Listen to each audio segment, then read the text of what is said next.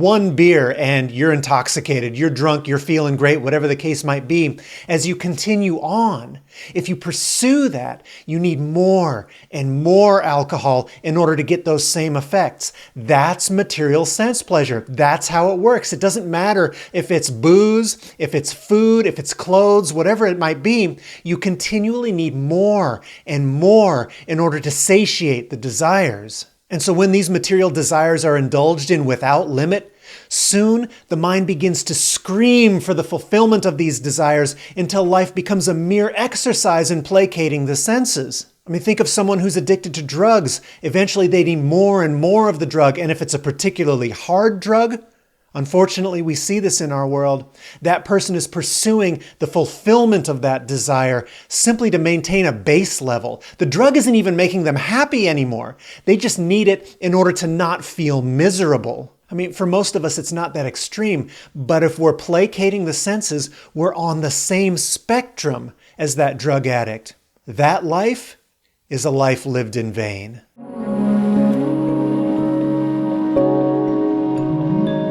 Welcome back to Diary of Devotion's weekly study on the Bhagavad Gita. Last week, we left off on chapter 3, text 12, where Krishna was explaining to us the need to work with detachment from the results of actions and the necessity of sacrifice in attaining the Lord. As we continue here in chapter 3 from text 13, Krishna is going to tell us a little bit about the result of that, what happens to a person who acts with detachment and utilizes sacrifice to attain the Lord. He's also going to give us a sense of what happens if we don't do that. Okay, let's jump right into it. But first, a brief invocation to the Guru, asking for permission to understand these topics and to carry them within our hearts. Om Ajnana Timirandasya Jnananjana Shalakaya Chakshurun Militam Yena Tasmai Shri Gurave Namah. Picking up where we left off on text 13, Krishna says to Arjuna, the devotees of the Lord are released from all kinds of sins because they eat food which is offered first for sacrifice. Others, who prepare food for personal enjoyment, verily eat only sin. Now, some people might be surprised to find the word sin here within the Bhagavad Gita, perhaps thinking that it's a Judeo-Christian Islamic concept that doesn't exist in other religions, particularly from the East. Actually, the original Sanskrit term that's used here is papa or papa, which means something negative, something counterproductive or evil. Obviously, this has some correlation with the Abrahamic concept of sin. Sins in all concepts are things that divert us from the proper path. But perhaps unlike the Abrahamic concept of sin, at least according to some people within Abrahamic religions, sins here are not something that offends God. God does not become angry because of the things that we do. From the perspective of Bhagavad Gita, if God were to become angry because of the activities of man, that would suggest that he undergoes certain transformations of the material nature. It's like when we get angry, what's happening to us is our mind is undergoing transformations because of the activities of the material nature upon our consciousness. God, from the Vaishnava concept, always remains transcendental to the material nature. That means he's not touched by anything that happens in this world. It neither pleases him nor angers him. So what that means is that sin in this case is something like that which leads us to a material consciousness, something which leads us away from the realization that we are in fact eternal spirit rather than finite material bodies. That is sin. So what's the connection here? The connection is that if I prepare food with a mind to enjoy it, it reifies this notion that I am the body, that my body is something that needs to be pleased and acquiesced to whenever it has a desire. That is bringing us toward a material consciousness. Spiritual consciousness, on the other hand, is that consciousness which understands that the body is a machine. It's a material object. That thing that is spiritual within me, it has no need of any material input. But for the devotee, when they offer such foodstuffs to the Lord first, they're released from all kinds of sins because they're engaged in activities that are aimed at pleasing the Lord. It's decentralizing the self and the selfish desires that are within most human beings and centralizes our consciousness instead around the desires of the Lord and pleasing the Lord rather than our mundane consciousness. And in this way, we slowly separate ourselves from the demands of the body and instead sublimate those demands onto the Lord. Gradually, we become less and less attached to eating whatever we want, whenever we want, or having any item that we desire whenever we desire it. This is a particularly acute problem in our modern society when almost anything that we could dream up is a few clicks away on our smartphone, and it can be at our doorstep later in the same day. These yogic processes are prompting us to slow down and acquire some separation from the appearance of the desire to the grasping for the object of desire. Okay, but does that mean that we should be disdainful of pleasurable activities? Not in the least. The implication here is that the most pleasurable activities actually exist in acts of sacrifice to the Lord. An actual point of fact, the yogi that first offers food to the Lord before accepting it themselves is the greatest hedonist. That yogi has discovered the real happiness, the real pleasure, which is namely witnessing and meditating on the pleasure of the Lord. Have you ever heard that phrase, it's better to give than receive? Maybe some of you have experienced this. It's nice to receive gifts. Yes, that's true. But the greater pleasure, the more intense pleasure, that condensed pleasure comes from giving a gift to someone else that's greatly appreciated by them. I mean, think of it this way. If you have a child or a beloved spouse, whatever the case may be, when you give them something that they really want, something that pleases them so much that even though they try to hide it, a smile begins to appear on their face. They just can't help but showing pleasure in that. The giver of that gift experiences the greatest pleasure, a pleasure far greater than if someone were to give them a gift. When we establish this kind of a relationship with the Lord, a reciprocal relationship where we can give to the Lord and to make Him uncontrollably happy, that Lord, the source of all things, of unlimited bliss, gives us such great pleasure in return. There's no comparing it to any material pleasure. This is the great secret that the bhakti yogis have figured out. Okay, but the question might then be asked, if the Lord is the source of all things, what need does He have of anything from infinitesimally small beings like us? He created the whole universe. What can I give Him that would make Him happy? And yes, it's true. The Lord has no need for anything. He's the source of everything. He's not lacking. However, remember, in Bhagavad Gita, it explains to us that we are part and parcel of the Lord Himself. We are a part of Him. What that means is He has a natural affinity towards us, just like we have a natural affinity for our own arm or our eyes. And even though the Lord doesn't want for anything, He relishes reciprocal, loving relationships with us. What that means is that the one thing that we have that the Lord craves is love, a pure, loving relationship with the Lord. We have the power to give Him that pleasure. I mean, think of that. Isn't that an amazing thing?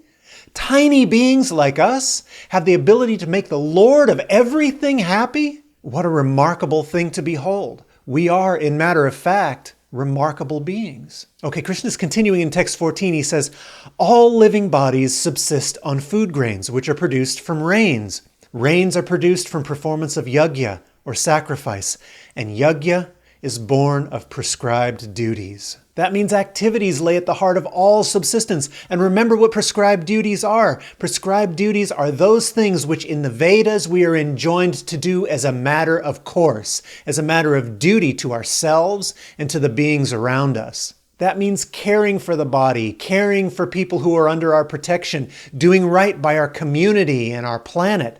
Those are prescribed duties. Okay, in text 15 he says, regulated activities are prescribed in the Vedas, and the Vedas are directly manifested from the Supreme Personality of Godhead. Consequently, the all-pervading transcendence is eternally situated in acts of sacrifice. And so isn't it the case that some spiritual seekers believe that the divine is only to be found when one ceases all material activities? I mean, you can imagine somebody going off to a cave somewhere or to the forest to meditate constantly on the divine, to be untouched by the material responsibilities that most of us are engrossed in on a daily basis. Here, Krishna's rejecting that. He's saying, no, you're not to run off into the forest and abandon society. These prescribed duties that we were just talking about, that comes from the Lord himself. It's in the Vedas, and the Vedas are the Lord's instructions for human beings. The only trick is for us to establish ourselves in a particular state of consciousness wherein we recognize the divine in all of these seemingly mundane activities that we do on a daily basis. Don't abandon your life. Don't abandon your responsibilities.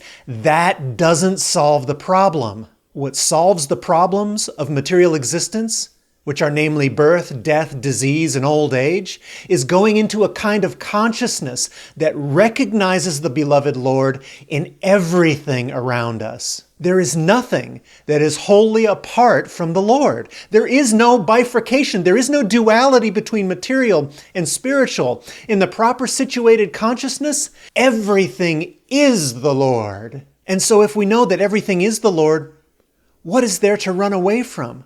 What reason is there to go to a cave or a forest somewhere and abandon society? Ultimately, when we run away from those things, we're only running away from a Shakti, from an energy of the Lord himself. Krishna continues on this vein in verse 16. He says, "My dear Arjun, one who does not follow in human life the cycle of sacrifice thus established by the Vedas certainly leads a life full of sin." Remember, what this means is something that's taking us away from spiritual consciousness. So if we're not regulated by the injunctions of the Vedas, we're just essentially living an animal life, a life that's leading us further into a material consciousness. Krishna goes on, he says, "Living only for the satisfaction of the senses, such a person lives in vain." That is a vain existence right there, going from one pleasurable object to another pleasurable object, continually looking for satisfaction that can never be fulfilled. But it's interesting, Narayan Maharaj comments on this verse. He says,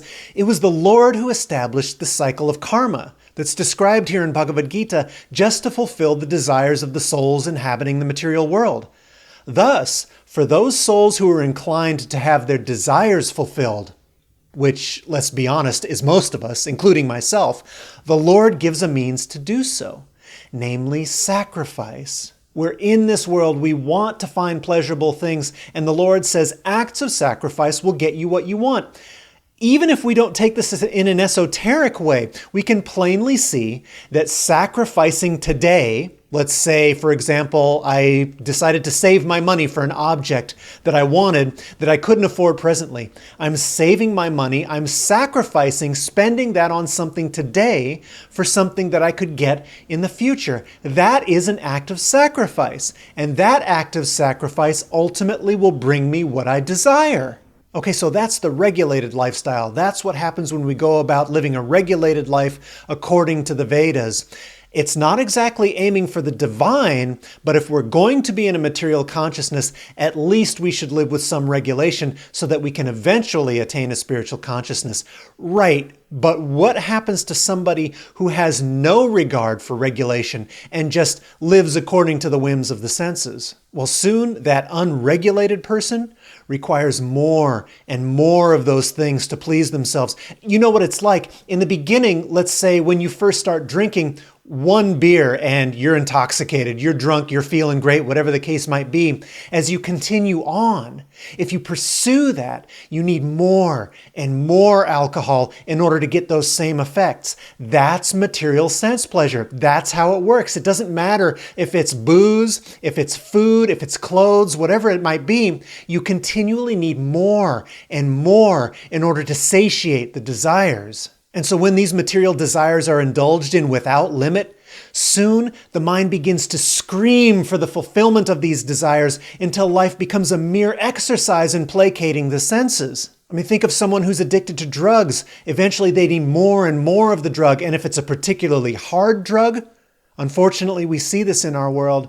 That person is pursuing the fulfillment of that desire simply to maintain a base level. The drug isn't even making them happy anymore. They just need it in order to not feel miserable. I mean, for most of us, it's not that extreme, but if we're placating the senses, we're on the same spectrum as that drug addict.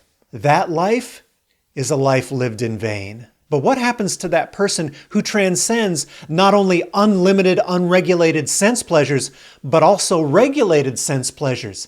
That person who takes pleasure in the self. Krishna is going to tell us here in text 17, he says, "But for one who takes pleasure in the self, whose human life is one of self-realization, and who is satisfied in the self only, fully satiated, for him there is no duty." There's nothing for that practitioner to do. There's no material world to be grappled with. For that person who's absorbed in self-realization, they can see nothing apart from the Lord, like we were discussing previously. There is no material contamination for that person.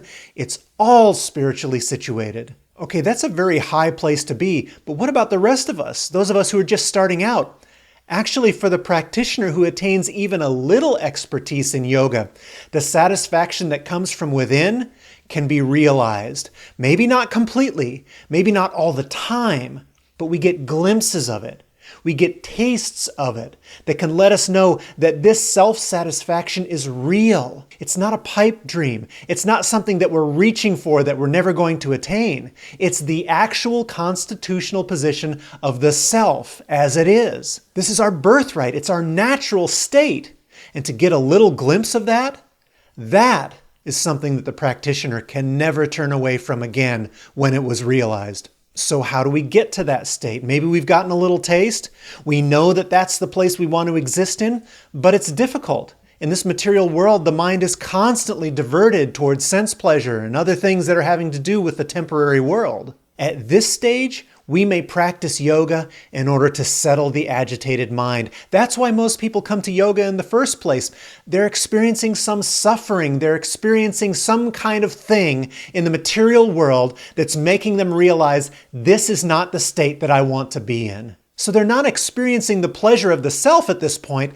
They just don't want to experience the suffering of the material world anymore. And that's okay. Through the processes of yoga, once the mind has attained a certain degree of peacefulness, once the agitation begins to settle down, once the anxiety begins to dissipate, and we begin to exist in a calm, even state, then we become eligible to experience the pleasure of being immersed in the self. And this makes sense because what is agitation? Agitation is seeking pleasure in the outside world, in the objects of the senses. Why? Because sense objects can never fully satisfy us. They're temporary, or they satisfy only a little bit and don't fulfill that yearning, that human need within all of us. Once we cut the cord between that kind of consciousness, that kind of outward pleasure seeking, then we can begin to turn inward and find the ultimate satisfaction there. Ramanuja eloquently describes a person who's attained that state. He says, "For him who is satisfied by the self alone, and not by food, drink, and other things which are not the self, who rejoices in the self alone, and not in pleasure gardens, garlands of flowers, sweet-smelling things, singing and music, etc., and for him whom everything, his subsistence, nourishment, and enjoyment, is the self alone, for him nothing remains to be performed, because the essential nature of the self is perpetually within his vision." Once we're seeing the world in that way, we're no longer living in material consciousness. There's nothing to escape anymore. We simply abide in the eternal bliss of knowledge of the self. And this isn't some far-off dream. It's not something that's a pie in the sky, unobtainable by the normal person. This is our normal state. Only because of association with the material modes of nature, we've forgotten this. And the process of yoga is the process of remembering. Okay, so what are our takeaways today? The first takeaway is that offering things to the Lord is a sacrifice. We were given the example of offering food to the Lord before we take it for ourselves. That's a sacrifice. We're delaying gratification in favor of the gratification of the Lord. Through those kinds of sacrifices, everything can be obtained. A regulated lifestyle can be established, and we can live in an equanimity in our material lives. Those regulated activities which prompt us to take responsibility for ourselves, for those whom we protect, and for the world around us, those are prescribed by the Vedas. Those activities are not to be given up because they come directly from the Lord Himself. It's the Lord who instructs us. Our second takeaway is what can happen to us when we don't live according to regulations, when we indulge with an uncontrolled spirit. Krishna says that that person lives a life full of sin. What does sin mean? Remember, that which turns us away from spiritual consciousness. Spiritual consciousness is that which establishes us in the greatest eternal bliss. So sin, to put it plainly, is that which turns us away from the things that will make us really happy. So really, it's in our own self-interest not to commit sins. Sins are not some prohibitions that are trying to keep us from having fun in this world. Sins are that which actually degrades our consciousness and takes us further from happiness. Our final takeaway is that through that kind of a regulated lifestyle, we can begin to remove ourselves step by step from reliance on material pleasures and establish ourselves within the pleasure of the self. Our inner self is the fountainhead of all the pleasure that we feel in this world, whether spiritual or material. It could only come from within. It's not like somebody is putting something inside of us. Pleasurable feeling. No, the pleasurable feelings come from inside. This false identification with the material nature makes us think that the pleasure is coming from outside objects, like food, drugs, alcohol, possessions, relationships, whatever it might be. The real pleasure comes from inside, and it's up to us through the practices of yoga to realize that. Wow, what a whirlwind of information Krishna's given us about the self and the nature of the material world. Be sure to join us again next week where Krishna's going to go even deeper into what it's like to be someone who's attained this kind of a consciousness and the importance of performing prescribed actions. See you again next time. Jai Shri Radhe.